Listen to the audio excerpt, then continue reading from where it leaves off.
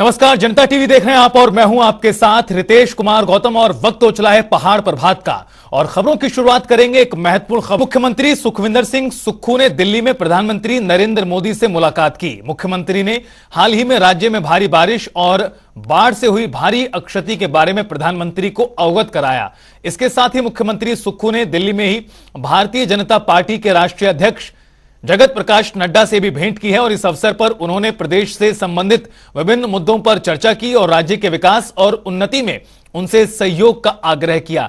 दो तस्वीरें आपको दिखा रहे हैं किस तरह से, और दोनों ही तस्वीरें काफी महत्वपूर्ण हैं।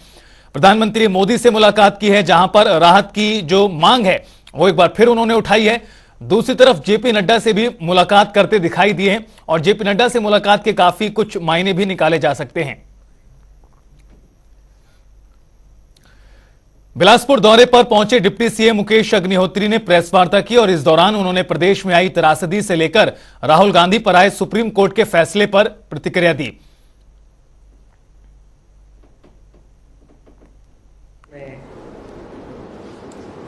जो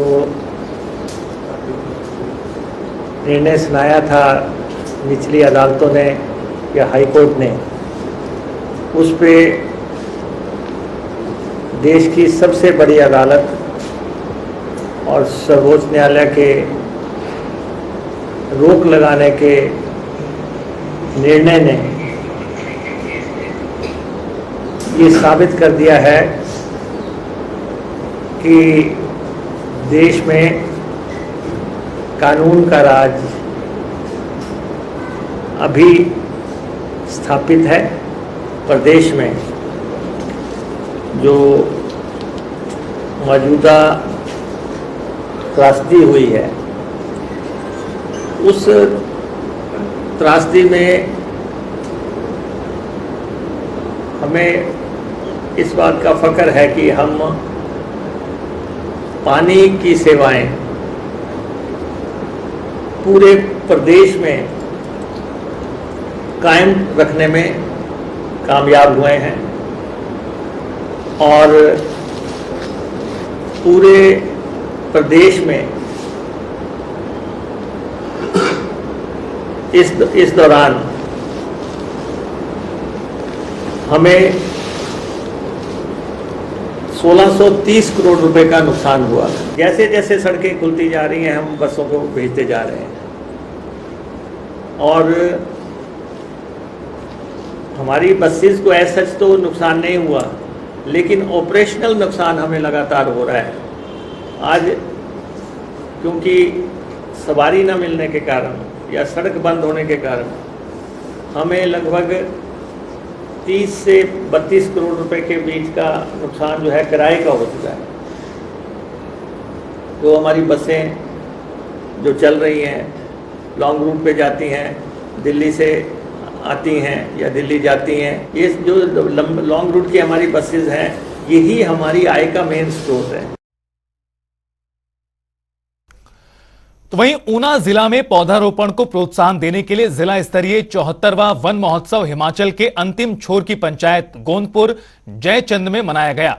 कार्यक्रम में उप मुख्यमंत्री मुकेश अग्निहोत्री ने बतौर मुख्य अतिथि शिरकत की और इस मौके पर उन्होंने आम के पौधे का पौधारोपण किया। फॉरेस्ट कवर बढ़ा है। पिछले सालों में सारे प्रदेश में वन बढ़े हैं, ऊना जिला में कम हुए हैं। इससे आप अंदाजा लगा सकते हैं कि क्यों यहाँ पे वन महोत्सव करना जरूरी हो गया। और इसके लिए हमने आज का मौका जो है, आज का दिन हम हिमाचल के निर्माता, हिमाचल प्रदेश के पहले मुख्यमंत्री डॉक्टर वाईएस परमार को हम याद कर रहे हैं। तो वहीं स्वास्थ्य मंत्री डॉक्टर धनीराम शांडिल ने प्रदेश को सौगात देने की बात कही है। उन्होंने कहा कि साल के अंत तक 34 आदर्श अस्पताल स्थापित कर दिए जाएंगे। हर विधानसभा क्षेत्र से एक अस्पताल चयनित कर उसे आदर्श अस्पताल बनाया जाएगा और हर एक आदर्श अस्पताल में विभिन्न विभागों के 6 एक्सपर्ट्स डॉक्टर की नियुक्ति होगी। इसको लेकर 34 डॉक्टरों की एक मुश्त टीम आने वाले दिनों में नियुक्त की जाएगी। ये हमारे माननीय सुखविंदर सिंह सुक्खू जी जो बजट भाषण में अनाउंसमेंट किए गई की बात थी उसके बारे में है। हमारे 69 जितनी भी हमारी जगहें हैं कॉन्स्टिट्यूंसी है, सब में एक आदर्श स्वास्थ्य संस्थान चुना गया है जो अधिसूचित भी कर दिया गया है। जब फॉर एग्जाम्पल मैं आपको सोलन के बारे में बताऊँ तो हमारा सोलन रीजनल हॉस्पिटल डिजिटल विजय इज आदर्श स्वास्थ्य संस्थान। आदर्श स्वास्थ्य संस्थान में कैसे हम डॉक्टर को पूरा करेंगे, उसी तरह से पहला स्टेप जो भी लिया गया है जिसमें लगभग 32 स्पेशलिस्ट डॉक्टर भेजे गए हैं जो चले जा रहे हैं। अगर 3-4 दिनों में आपसे पब्लिश भी देख पाएंगे। तो वहीं कृषि एवं पशुपालन मंत्री चंद्र कुमार ने ज्वाली में बाढ़ प्रभावित इलाकों का जायजा लिया है। इनमें रियाली, मंड बहादुर और बेल ठाकरा के इलाके शामिल हैं। कृषि मंत्री ने इस दौरे पर प्रभावित परिवारों से मिलकर उनकी तकलीफ को जाना और प्रदेश सरकार की तरफ से हर संभव मदद पहुंचाने का भरोसा दिया।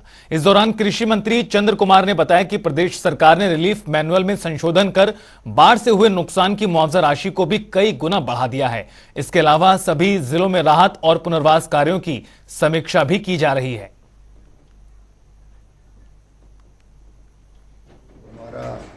प्रयास रहा है कि पहले एक निश्चित कोर्स में रहता था, आज उसने इधर उधर जो है वो कभी दाएं गया कभी बाएं गया और उससे काफ़ी लोगों का जो है वो नुकसान हुआ है। फसलों का भी हुआ है, घरों का भी हुआ है और अब भी पानी छोड़ा जा रहा है। तो इसकी पूरी हमने जो है वो उस मौके के ऊपर सारा जो है वो देखा। इसकी सारी एक रिपोर्ट बना करके हम मुख्यमंत्री को देंगे। हिमाचल में बारिश ने भारी तबाही मचाई है, जिसकी ये तस्वीरें हैं। और पहली तस्वीर ग्राम पंचायत खैरिया के वार्ड नंबर 2 की है, जहां भारी बारिश के चलते 2 घर क्षतिग्रस्त हुए। तो वहीं दूसरी तस्वीर चंबा की है, जहां भूस्खलन की वजह से सड़क बंद पड़ी है। और तीसरी तस्वीर आपको बता दें शिमला की है, जहां पर एक घर पर पेड़ गिरने से काफी ज्यादा नुकसान पहुंचा है।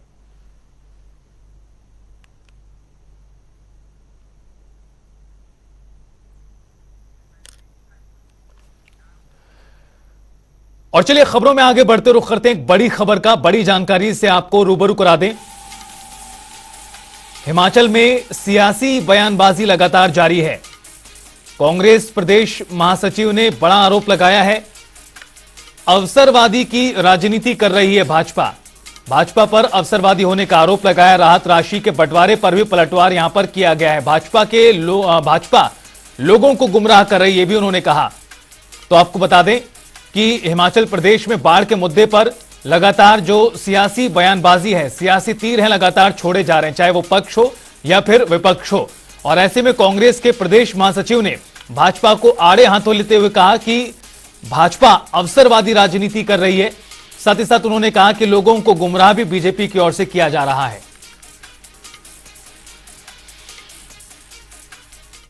दुर्भाग्यपूर्ण है कि भारतीय जनता पार्टी जो है लोगों को गुमराह करने में लगी हुई है। पिछले कल भी भारतीय जनता पार्टी ने कहा कि भाई भतीजावाद जो राहत राशि को प्रदान करने में किया जा रहा है।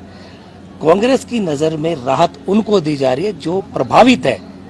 प्रभावितों की कोई विचारधारा नहीं है, वो प्रभावित है, उसको राशि मिलनी है, उसको राहत मिलनी है।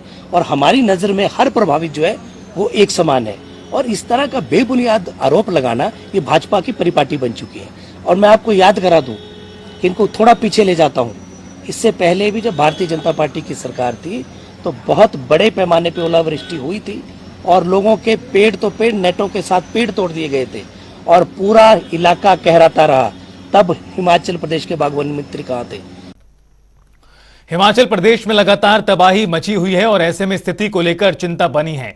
इसको लेकर राजस्व और आपदा प्रबंधन प्रधान सचिव ओंकार चांद शर्मा ने आज जानकारी दी है। सुनिए। देखिए, 24 जून से मानसून का ऑनसेट हुआ है। तब से लेकर के अब तक भारी बरसात हो रही है। अगर जुलाई माह की बात करें तो 71% जो है ज़्यादा एक्सेस में रेनफॉल पूरे इसमें हुआ है। अगर इसी पीरियड को हम 1 जून से 3 अगस्त तक लें तो पूरे हिमाचल प्रदेश में 48% जो है नॉर्मल से जो उससे ज़्यादा रेनफॉल हुआ है। और पिछले कई सालों के जो रिकॉर्ड हैं हाईएस्ट रेनफॉल के, वो ध्वस्त हुए हैं। 8 जिलों में इसी जुलाई के दौरान जो है वो रिकॉर्ड बना है कि हाईएस्ट रेनफॉल हुआ है। और बाकी जो 4 जिले हैं उसमें से 2 में जो है सेकंड हाईएस्ट रेनफॉल का रिकॉर्ड बना है और 2 में थर्ड हाईएस्ट का रिकॉर्ड बना है।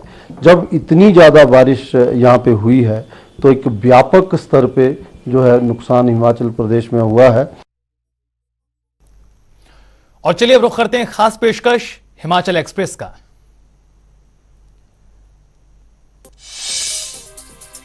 चंबा के मिंजर मेले का हुआ समापन। अभी तक खरीदारी में जुटे दूर दराज क्षेत्रों से आए लोग। बाजार भरा होने के बावजूद लोग चौगान में लगी दुकानों से करते हैं खरीदारी। महेंद्रगढ़ के गांव झुक में सीआईए ने गुप्त सूचना मिलने पर की रेड। गाड़ी से भारी मात्रा में शराब हुई बरामद। पुलिस ने गाड़ी चालक के खिलाफ दर्ज किया मामला। चंबा में निर्वाचक नामावली को ठीक करने का 21 अगस्त तक का समय। इसके लिए चलाया जा रहा विशेष अभियान। मतदाता सूची के सत्यापन के लिए सहयोग दें लोग। आई फ्लू से पीड़ित मरीज उपचार करवाने के लिए चंबा के मेडिकल कॉलेज पहुंचे, जिसमें स्कूली विद्यार्थियों की संख्या सबसे ज्यादा रही। विशेषज्ञों ने मरीजों को साबुन से हाथ धोने की सलाह दी। मंडी के सुंदरनगर में देर रात हुई बारिश के कारण लोगों को हुआ भारी नुकसान। गौशाला पर मलबा गिरने से गर्भवती गाय सहित 4 बकरियों की मौत। पटवारी ने पीड़ित परिवार को राहत के तौर पर दी 10,000 रुपए की राशि। बिलासपुर में मंडी भराड़ी 4 लेन पुल के पास गौवंश से भरे हुए 2 वाहनों को पकड़ा गया। वाहनों से मिले करीबन 20 गौवंश। पुलिस ने दर्ज किया केस। आगामी कार्रवाई भी की शुरू। सोलन में पैदा हुआ पानी का संकट। गिरी और अश्वनी पेयजल योजनाओं से लिफ्टिंग कम होने के चलते नहीं हो पा रही पानी की सप्लाई। टैंकर से पानी मंगवाकर पीने को मजबूर हैं आम लोग। सोलन के अस्पताल में सुविधाओं का अभाव। इलाज के लिए छोटे बच्चे को करना पड़ा घंटों तक इंतजार। अस्पताल में स्टाफ की देखी गई भारी कमी। सोलन में हुई भारी बारिश ने खोली NHAI की पोल। बारिश से ढहे अधिकतर हाईवे। सोलन के अध्यक्ष कुशल जेठी ने कहा, NHAI के पास नहीं है अच्छी सड़क व्यवस्था। हमीरपुर पुलिस के हाथ लगी बड़ी कामयाबी। मर्डर केस में 1995 से उद्घोषित अपराधी को लुधियाना से किया गिरफ्तार। साल 1995 में हुए हत्याकांड में वांछित था आरोपी। स्वारघाट में नेशनल हाईवे पर सामने आ रहे ट्रकों में भीषण टक्कर के मामले। दोनों ट्रक चालक गंभीर रूप से घायल। स्थानीय लोगों ने कड़ी मशक्कत के बाद अस्पताल पहुंचाया।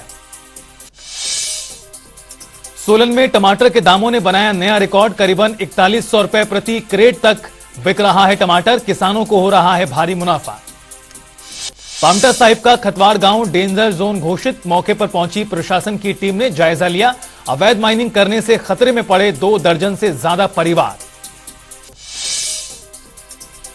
सोलन के गंज बाजार स्थित शौचालय बना बीमारियों का अड्डा। कई बार लिखित में शिकायत दर्ज कराने के बावजूद नहीं होती कार्रवाई। सोलन के टैंक रोड पर अव्यवस्थित ढंग से पड़े सरिये बन रहे स्थानीय लोगों के लिए परेशानी का सबब। दुर्घटनाओं का खतरा भी बढ़ गया है।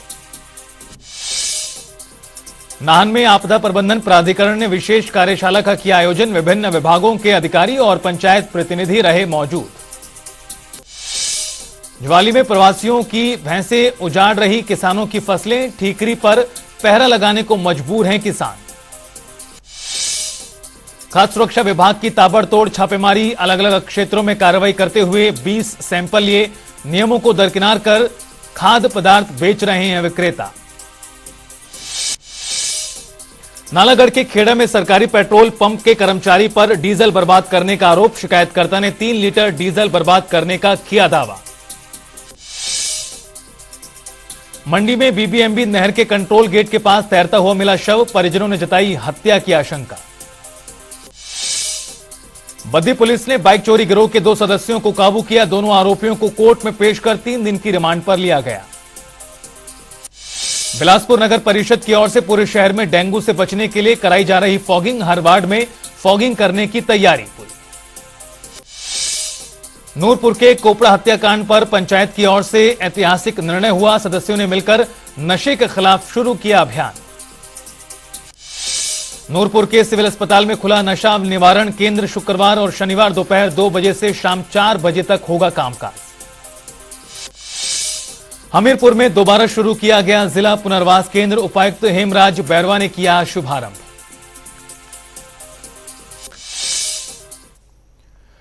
और फिलहाल इस बुलेटिन में इतना ही। आप देखते रहिए जनता टीवी।